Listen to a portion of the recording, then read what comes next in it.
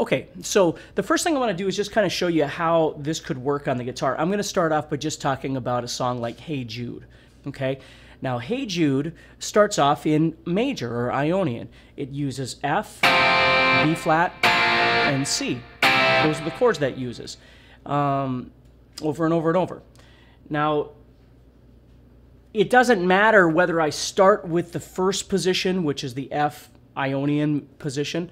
It doesn't matter if I start in the G Dorian position. Please remember that positions are merely things that we use as guitar players to move us from here to here to here to here, because it's the only way we can get across the guitar is by shifting up. And every time we shift up, we have to recalculate the notes that we need for that scale. And of course, the shape winds up looking different.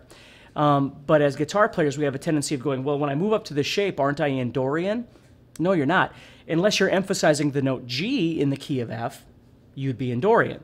If you move up to the second position, which is the G Dorian shape, I'm going to always call them shapes, but you're still emphasizing the notes F, you're in F major.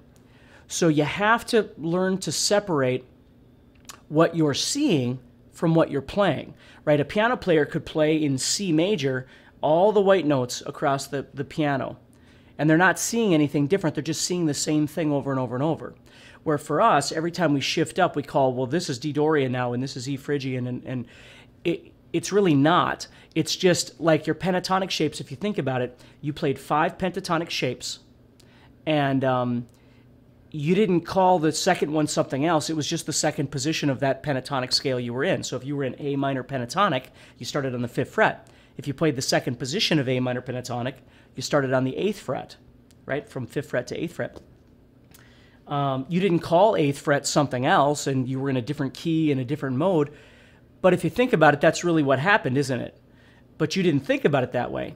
You just moved up there, and then you found your A's.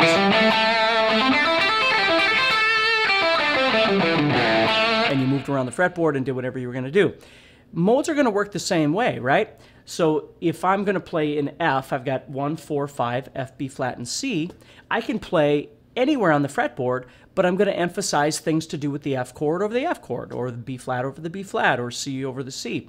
And, you know, I've got other courses out there that talk about how to solo, where this is more of a understanding modes course video. And so it's really important that you think about that when you're playing. You know, it's not about your phrasing and things like that. There's other videos that cover that sort of thing. In this, I just want you to understand how to see it and how to use it, okay? So, final recap, right? So I'm in the key of F major, I'm using 1, 4, 5. That doesn't mean I have to start at the 1st fret and play that first position. I can play anywhere I want, but I'm going to emphasize various notes over various chords, okay? So let's go ahead and take a look at that. So if I was playing this,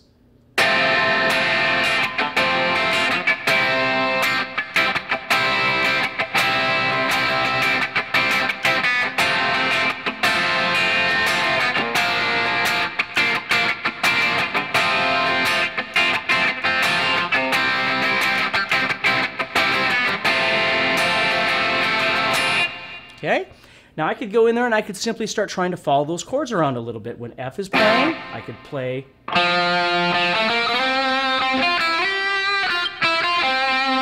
And then C comes up.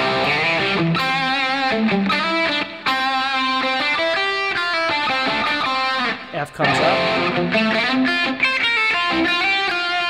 You know, whatever. But the point is emphasis. The chord is being played, and I'm choosing what I'm going to emphasize over the top of that chord. I can't just blindly play through a shape and then say I'm in Ionian or major. The point is always emphasizing the chord that's being played. Okay? So again, I'm going to show you in real time. I'm going to jam some things, and hopefully it'll turn out okay, and show you how that works. Now, what's ironic about Hey Jude, which I really would you know, encourage you to learn that song, is that it uses the 1, 4, 5, and then at the end of the song it goes into that na na na na na na na stuff. And what happens there is that they actually wind up changing keys, and they play this.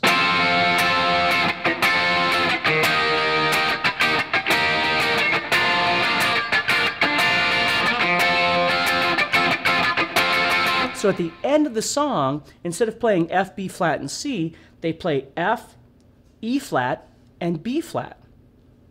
which if you know your theory, that puts you in the key of B flat, but you're emphasizing the chord F, which is the 5 chord, which is Mixolydian. So at the end of the song, to give it more of a rock and roll feel, instead of just being in major, because major's pretty happy, they play in F Mixolydian. So the song starts in F major, and it ends with an F Mixolydian riff. And it sounds just killer, and the end of the solo is where you really want to just shine in solo. So at the end of that, when you're doing F and E flat and B flat, again, we're really in the key of B flat. So I could set up my whole fretboard as being B flat major, but I'm going to emphasize Fs. But of course, I would also emphasize E flats or B flats or whatever else along the way too. So that's what I'm going to do is I'm going to show you some realistic examples of some jam tracks here. And I'm going to play over the top, and I'm going to give you those jam tracks so you can do the same thing.